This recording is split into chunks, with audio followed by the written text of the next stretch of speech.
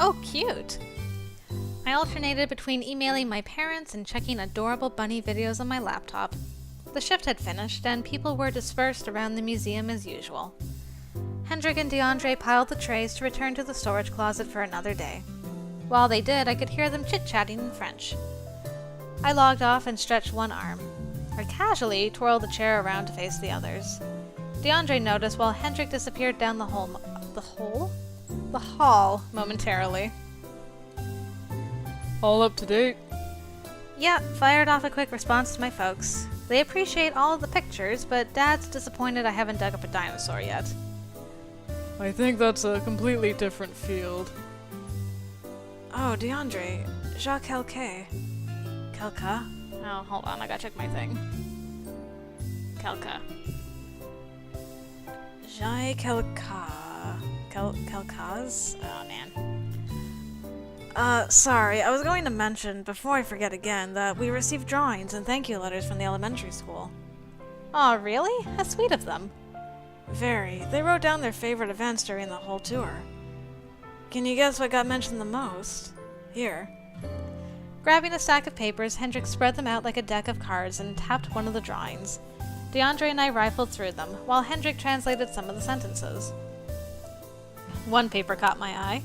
It showed a crude humanoid shape with fangs, outstretched arms, and yellow lines all over the face. Oh, come on, I'm not that hairy. Got the goatee all wrong, too. Despite the complaints, DeAndre chuckled and stroked his chin. I don't know. I think this is a pretty accurate Neanderthal. Hendrik burst out laughing, and DeAndre rolled his eyes. Hendrik gave a tiny shrug. I wish I was the one who came up with that. While they chatted, one picture caught my eye. Aw, someone even drew Kyler? At least, I think this is Kyler. I tapped the drawing with the green and purple stick figure. Ah, yes. Kyler seemed to have enjoyed himself, and he helped the kids a great deal. Kyler is actually a decent guy when he doesn't act like there's a stalactite stuck up his arse. DeAndre, language. Oh, sorry, stalagmite. Since stalagmites rise from the floor, they'd make more sense than a stalactite. DeAndre chuckled at his own display of knowledge, and Hendrik let it slide as he collected the papers. Anyway, thanks for helping me, DeAndre. Later, Hendrik. Mel. DeAndre left, and Hendrik returned the class letters to the corner of the table. Noticing me lingering, Hendrik glanced up. Need something? Oh, I was wondering where Kyler was since we mentioned him. He's usually upstairs reading or in his tent, but I haven't seen him. I think he's still in the cave. What? But isn't it all locked up and stuff? At this time, yes. However, Augustin made an exception. Kyler's currently scouting the cave's interior since we plan to put up some displays for visitors during the festival next week. Festival? An open event that anyone can join. There'll be more details next Monday since we'll be needing everyone's help on this one. Sounds fun. You're giving Kyler more responsibilities lately. Or has he done this before? Well, since he helped during the tour, he's proved himself capable outside of the excavation and lab activities. I thought it wouldn't hurt. I'm glad things are sorted out between you two. Same here. Not sure why this year is different from the previous ones, but I'm grateful we're on friendlier terms. Let's hope it stays like that. Anyway, I'll see you around. Later, Melissa. I closed the lab door, then noticed something to my right. On the widest spot of the floor, there was a long sheet of white construction paper spread out. Was someone drawing? I turned the corner, careful of the glass displays, and saw the end of the white paper. Shoji knelt next to it with an art book open beside him. Hey, planning to draw something? He glanced up, startled, and relaxed when he realized it was me. I crouched down on the other side of the paper. Yeah, one of the cardboard displays got ruined since it was stored incorrectly. It was the Neanderthal cutout. Excuse me. It was the Neanderthal cutout they used to attract visitors during the festival. Their receptionist ordered a new one, but it won't arrive in time. I heard her talk to Professor DuPont and Hendrik about it. Afterwards, I spoke to Hendrik and said I could make a temporary replacement. It won't be anything amazing, and it'll be on flimsy poster paper, but I thought I could help out a bit. I probably won't be able to do much during the actual event. That was really thoughtful of you. How long will it take? I'll have plenty of free time over the weekend. I think if I can get the majority of the line art done before Monday, it'll be completed for the festival. I still have to figure out how big I should make it. Picking up a pencil, he crawled outward and started making light marks on the paper. He returned to the art book, which was a graphic novel with Neanderthals. Why don't you have someone lie down so you can just outline them? Oh, that could work. A rough outline would help. Now the question was who to volunteer for such a task. Oh, I have a new option. Oh, Miss Joan. Oh, I know who'd be perfect to outline. I'm kinda on the short side. Shoji simply gave a blank stare as I briskly walked out of the building. I found Joan easily. She sat in her open tent, poring over a thick textbook, with her instrument case cradled in her lap. Joan, I need you for a moment. We want to trace you. I held up a spread hand and my pointer finger traveled up and down its digits quickly to demonstrate the activity. Draw you. Draw me? I mimed the other action in the air and Joan's face lit up excitedly. She set her items aside and closed the tent. Her eagerness surprised me and I happily led her back to the museum. Yeah, I didn't think she'd be so excited about it. It's water. There we go. Shoji, we got our volunteer and she's more than willing to help. Oh, thank you. Before Shoji could instruct Joan, a tune emitted beside him. He glanced at the phone display before standing up. Sorry, I need to take this. It's likely work-related. He repeated to Joan in French, then vanished into the back room. Joan shot me a baffled glance before surveying the art supplies. I'm not sure how long Shoji will take. I guess I can do it. Here, lie down. I knelt and patted the paper for clarification. Hesitantly, Joan crawled over and rolled to her back. Even if she didn't completely understand the purpose, she understood the task. Thank you, Joan. If it's a cutout trying to attract visitors, I guess they'd wave? I raised my arm next to my head and Joan mimicked, obediently getting into the role. Perfect, c'est bien. Okay. I scooted to her side and positioned the pencil next to her hips. She maintained a grin as I traced around her frame. Why did this task make her so happy? I pondered on that while I finished the outline. Voila! All done! Joan rolled off the paper, then sat next to it, watching me expectantly.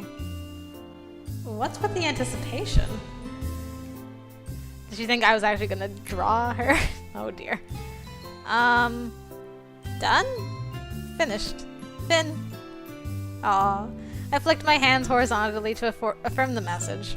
Her face fell as she stared down at the paper. Fin? That's it? What's wrong? I thought you draw me. She tapped the center of the paper, and I realized she believed I'd actually draw her. The disappointment on her face made me reconsider.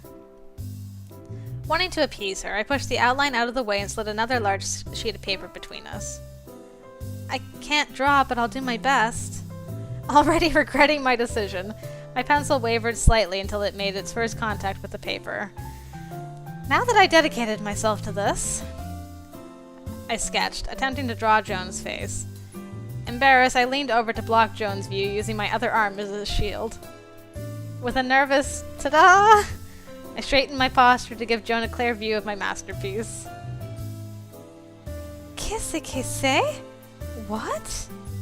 See? It's you. No, it's not me. She pouted and pointed at her freckles. Okay, maybe I did go a little overboard. Grabbing a pencil, she started drawing next to mine. She had more skill, but my mouth dropped in horror when the details emerged. My hair isn't unruly, and I'm not that short. C'est petite. Not petite. Non-petite. She patted my head, which mussed up my hair as a resulting grin teasingly. Fine. Encore. I tried again, hoping to make a flattering portrait this time, while Joan did the same. We were so absorbed in our task that we didn't notice Shoji had already returned, watching us curiously. What are you doing? Trying to sketch each other. Joan and I stood holding the large sheet proudly between us, causing Shoji to burst out laughing. My eyes met Joan's and we giggled as well. Oh, and we finished the outline. Don't worry, we didn't make a Picasso out of it. Ah, thank you. That'll come in handy. No problem. I look forward to the finished product. Joan and I exited the museum and I glanced at the scribbled paper. Carefully, I tore it in half and presented my sketches to her. Here. Merci. It was fun. It was. Let's do this again sometime. Encore. Oui. Oh, Joan. That was cute.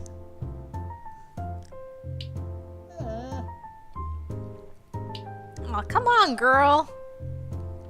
Trying to drink my water here. Huh. Ow. Oh, I didn't get to go to their place for the weekend? What is this madness? Let's do an internet. Okay. Oh, man. Come on, talk it out. Yeah. Aw, Melissa. Aw, man. Oh, okay. I was like, man, days are flying by. And this was done entirely in colored pencil?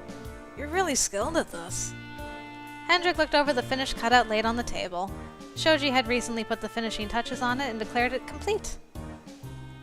Thank you. I kept it on the minimalistic side, but it should work for tomorrow. Not bad at all. Hey, since you're great at artsy stuff, would you be up for overseeing the face painting station tomorrow? Face painting? Or would it be too different from what you're used to? No, I've used paints before. Shoji flashed me a save me expression and I stepped in. It's something to think about at least, Shoji. I don't think she's expecting an answer right away.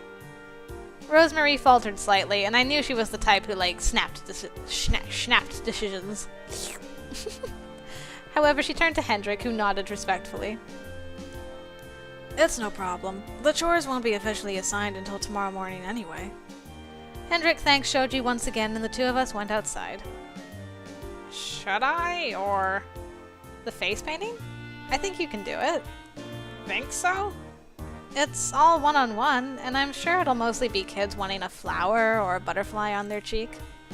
Just ask a question like who their favorite superhero is, and they'll go on while you focus on the face painting. I see. Like, what's your favorite market? Oh, I love the cake-shaped one. I keep forgetting its real name because I always call it I stopped when I realized it wasn't a real question, and he laughed. Since you put it that way, I'll definitely consider it. Before we could discuss it further, his cell phone rang. I grinned, recognizing the video game theme. Muttering a quick apology, Shoji walked a few paces away, then pulled out his phone. He glanced at the phone display quizzically and hit the receive button. Hello? Oui, c'est Shoji. Quoi? Ma mère est à l'hospital? I froze at the word hospital, and Shoji's voice lowered to a frightened whisper. I knew it was impolite to eavesdrop, but I didn't want to leave with upsetting news being delivered. I worriedly took a step forward, waiting until Shoji hung up. When the call ended, Shoji turned around looking pallid. Shoji, what was that about? You mentioned the hospital. He took a deep breath, struggling to ease his nerves and remain calm. One of the employees found my mom unconscious at the bottom of the stairs. He called an ambulance right away, and isn't sure how severe it is, but... We don't know the details. Let's get you to the hospital first. When does the train arrive? Shoji frantically punched numbers into his phone. I'll have to take a taxi. This town was tiny, and I doubted a taxi would arrive quickly. Wait, let's see if we can get someone to drive you. But... Something going on? DeAndre glanced at Shoji, concern reflected on his face. Kyler was not far behind. Shoji's mother's in the hospital. What? Is she okay? Although DeAndre's consideration was genuine, Shoji had a hard time coping with the crowd and struggled to speak. Kyler pulled on DeAndre's arm. He needs space. Kyler finished his sentence in French, and DeAndre glared momentarily before nodding in understanding. We'll inform Hendrik and Dupont. He trembled violently, and I had no idea what to say to help calm him down. It's my fault. I shouldn't have returned here. It's because I'm not tending to the store that... It's not your fault. Don't blame yourself. I heard someone approaching and turned to see Hendrik, who was already holding a set of keys. I heard what happened. Shoji, do you want me to drive you to the hospital? It's all the way in Liege. I can't impose. This is a family emergency, and a taxi or train will take too long. Don't think of this as a burden. It's important to be with family. Hendrik, thank you. You can thank me once I drop you off. Let's go. Hang in there. I'm sure she's all right. I hope so too. Once Hendrik's truck pulled out of the driveway, Kyler and DeAndre approached me. What happened exactly? I summarized what little I knew, and the two exchanged solemn looks. Bummer. Hopefully it's nothing serious. Depends on the fall. If she was unconscious, a concussion will be likely. I've seen enough of those. It might be bad then. I don't want to think of worst-case scenarios already. Melissa's right. It's too early to speculate when we don't have enough information. Yeah, at least he'll be able to know what's going on thanks to Hendrik. Do any of us have Shoji's number? I have Shoji's email. I'll message him tonight. Sounds good. Please let me know if he responds. It wasn't until dinner time that Hendrik returned. I rushed over to him and he gave me a reassuring smile. Is everything okay? I just dropped Shoji off at the hospital. I gave him my number in case he needs me to pick him up. Yeah, it's understandable. Thanks, Hendrik, for jumping in like that. I couldn't let him wait around for the train or a taxi. It was the least I could do. Now go eat. It won't do anyone any good if you don't take care of yourself as well. Dinner was a blur, although I explained the situation to Chantel and Joan when they asked about Shoji's absence. When it was over, I passed the time playing a video game in my tent. Melissa, are you in there? I'm here. I hastily opened the flap and eagerly looked up at Kyler. Is his mom okay? Yes, she's fine. She hurt her heel badly and has a minor concussion, but she'll make a full recovery. Shoji will return late, but he'll be here for the festival. Not staying the night or anything? I think he wanted to, but his mom can be persuasive from what it sounds like. It's his first time being away from home this long, so she feels it's good for him. Sounds like those two are complete opposites. Thanks for telling me. I'm glad it wasn't serious. He nodded. After he departed, I sank back into my bed, glad my worries were put to rest. Phew.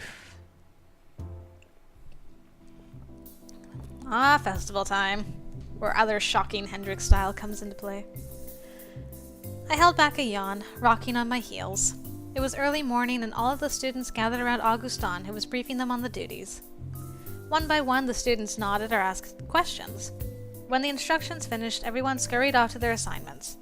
Kyler was kind enough to summarize the speech for me.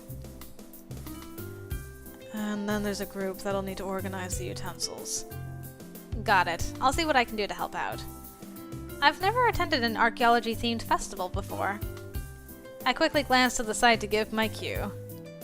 Let's have fun and let's make party! Huh? Let's make party! What did Melissa bribe you with? She owes me a beer. I did it because she asked nicely. She's taking advantage of your good nature, mate. You have to stand firm around pushy people like her. Gave him a shove. I'm not pushy. See what I mean? That hair! What are we all loitering here for? Did we forget our duties? Not me. I'll be helping with the food preparations. I was translating the lecture for Melissa.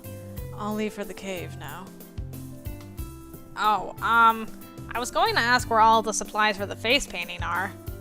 That's why I am here. They're in the lab and ready for you. And what will you be doing, Hendrik? Once I finish labeling all of the rocks in the display I created upstairs, I'll be overseeing things. And yourself? Me? I'll help DeAndre with food prep, Shoji with the face paint, Kyler in the cave, tag along with Hendrik, or join Joan and Chantel in preparing the utensils. I spotted Joan and Chantel carrying trays filled with rattling utensils to the outdoor kitchen. I'll help get the cutlery organized. Now that everyone had their assigned roles, I headed on over, giving the girls a friendly wave as I approached. I glanced at all of the silverware. Forks, knives, spoons, among stacks of red napkins. They reminded me of the utensils my family used at Christmas, a little more formal than the flimsy cheap ones. I guess this is as fancy-smancy as an archaeological dig site can get. There are brown pieces of string, too. I guess we're supposed to tie them up? What were the instructions? Wrap the utensils in the napkins and place them back in the box to serve at lunchtime. Joan placed a set of utensils on one of the napkins. After fiddling with the position, unsure of how to proceed, she finally rolled it up like a yoga mat. She glanced at Chantel and myself for feedback, detecting something was off. I chortled and stepped between them, unraveling Joan's work. Here, you're supposed to place the napkin like a diamond, and put the utensils upside down first, 1/3 of the way in. The two oohed and awed at my simple handiwork, and Chantel emulated my movements. When we finished wrapping a set, Joan tied a little ribbon around it to keep it snug and place it in the bin. Are you girls busy? We need a few people to haul the folded tables from the back room. They're a little cumbersome, though. Chantel flexed an arm. Leave it to me. I'm stronger than I look.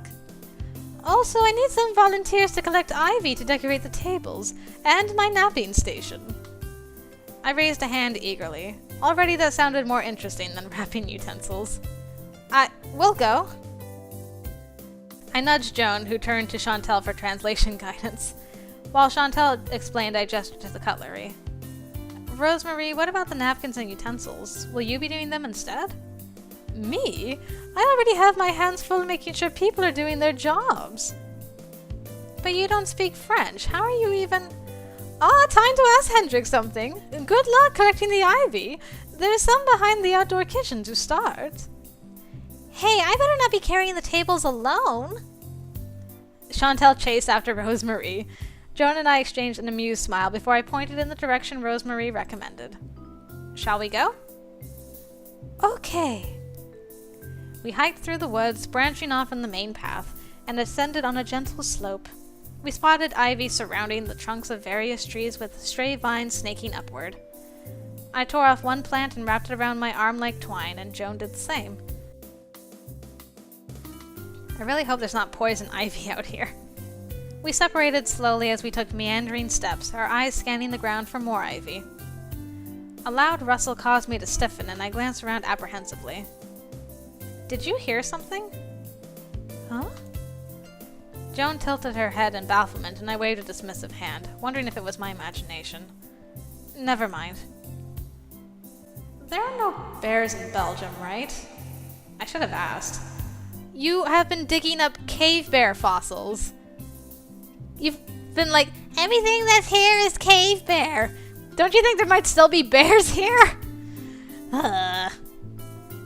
I barely finished the thought when I heard a twig snap, alerting me.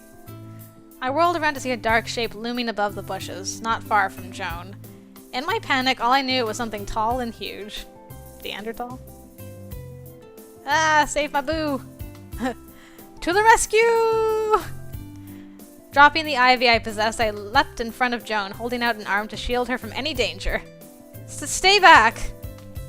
I glared at whatever was in front of me, doing my best to ignore the palpitations in my chest and the quiver in my voice. I had no time to gauge Joan's reaction, but I hoped she was alright. Quoi? Huh? Nope, it's Augustin. Quoi? Augustin poked his head around the object, then propped it against a tree. Upon closer inspection, it was a cutout of a cave bear painted entirely black. Looking around me, I noticed there were additional animal cutouts, positioned close to the main path. A giant elk, a crouching lion, a hidden deer. I immediately dropped the protective stance and shuffled closer to Joan, embarrassed by my reaction. I did not mean to scare you, petite fleur. I wasn't scared. Just jumpy. Decorating the route? Yes, I want to show what animals would have roamed Belgium 30,000 years ago. Rest assured, there are no lions or bears here today. Really? That's interesting. Okay, my mind did think of beers. I need a beer. And I am also thinking of bears since there are black bears back home. Let's give this ivy to RoseMarie, Joan. I held up the plants and Joan gave a small nod. I gave Augustin a quick goodbye before departing. Glancing back, I saw Joan grinning ear to ear, like she knew something I didn't. I could tell she was suppressing her laughter. I wasn't scared. You thought it was a real bear. You jump in. She mimicked my stance from earlier, complete with a closed fist and one arm shielding an invisible person. I was only thinking of your safety. Before I could stomp off, Joan clasped my hand between hers. No, listen. You thought there was a bear. You protect me. I am happy. You are very sweet. Of course I'd protect you. You're... I trailed off and we both glanced at our hands. Joan hastily let go, averting her eyes apologetically. Smiling, I held her hand again and gently tugged her toward me. Oh, what an evil grin. Let's go. You're back! What took you so long? Aww. I feel something else has taken root besides the ivy. Did something happen during that walk? Nothing happened. Joan, don't tell them. I gave her hand a squeeze and put a finger to my lips to get the point across. No, but bear. Bear? You bared what to Joan? Did you bare your soul? Or maybe something more? Not that kind of bear! The two teased us relentlessly until we heard Augustin scolding a few idling gossipers by the main entrance. Uh-huh. Taking the hint, RoseMarie reached for the ivy. We better keep busy. You three can return to preparing the utensils for our guests. No one did that while we were out? At least we weren't scrambling for something else to do now. Small comfort. Festival time! Where should I go? I shall... Where should I go? I guess I can go anywhere. Okay, that's Shoji, that's Kyler and DeAndre, that's Hendrik. Well, let's see what RoseMarie's doing. Since there was a crowd watching RoseMarie, I decided to join in and see how she napped. Her entire good grief, what is wrong with me? Demonstration was marked off with a circle of rocks to keep people at a safe distance. Oh my. Sitting on a chair, she had a tanned animal skin placed over her leg to protect herself from debris. She held a smooth obsidian cobble in one hand and a hammerstone in the other. Can I? Ah, excellent! Now I can see! Look at that. Half of the obsidian was already exposed, revealing the dark inner material, while a pile of flakes were scattered on another animal skin around her feet. Narrowing her eyes in concentration, RoseMarie tilted the cobble and placed a precise strike near its edge. Multiple flakes slid off, revealing curved surfaces. A jutting edge emerged from the obsidian. With softer strikes, she abraded the edge to give it a polished look. After a final delicate tap, she adjusted the hammerstone in her hand, then made one hard strike against the platform. For an activity that involved a rock hitting a rock to create tools, there was an art to it, and every strike RoseMarie made had thought behind it. Bigger shards rained down, and she held an elongated one up, which had a point completed. Once the pile had grown, she handed them out to anyone interested in a little souvenir. When it was my turn, I stepped in. What did you think? Did you enjoy it? I thought that was neat. I can see where you get this whole into the mind of a Neanderthal angle when you're emulating how they napped. It is neat. I believe Neanderthals had high spatial organizational skills. She extended her hand and dropped a flake into my outstretched palm. I can always retouch it into something nicer later. Keep it safe. And don't do anything mischievous like planting it into your square or someone else's. That sounds like it's been done before. Perhaps. Thanks again, RoseMarie.